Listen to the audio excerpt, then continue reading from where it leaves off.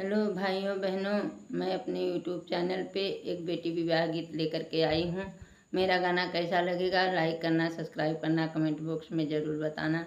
Hello दोस्तों, आप लोग से हाथ जोड़ कर रिक्वेस्ट है ज़्यादा से ज़्यादा मेरा गाना शेयर करें और कमेंट करें और ज़्यादा से ज़्यादा सब्सक्राइब करें।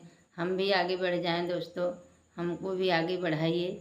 और मैं गाना गाने जा रही हूँ दोस्तों, मेरा गाना कैसा लगेगा कमेंट करके ज़रूर बताना।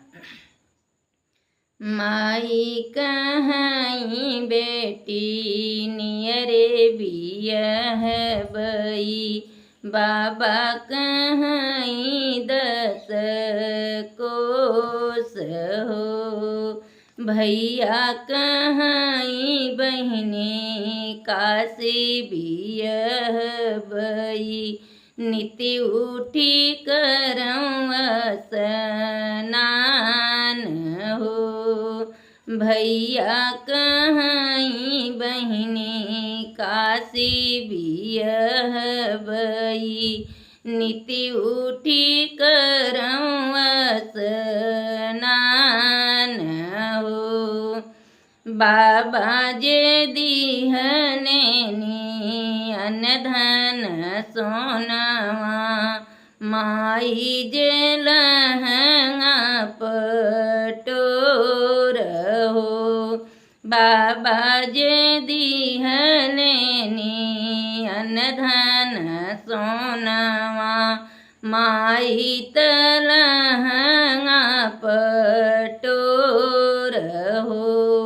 भैया जे दिहलेनी चढ़ने के घोड़वा, भौजी जहरवा गाठी हो। भैया जे दिहलेनी चढ़ने के घोड़वा हो, भौजी जहरवा गाठी हो। बाबा चूकी गए अन धन सोनवा हो, माई लहंगा पटोर हो। बाबा चूकी गए अन धन सोनवा हो, माई लहंगा पटोर हो।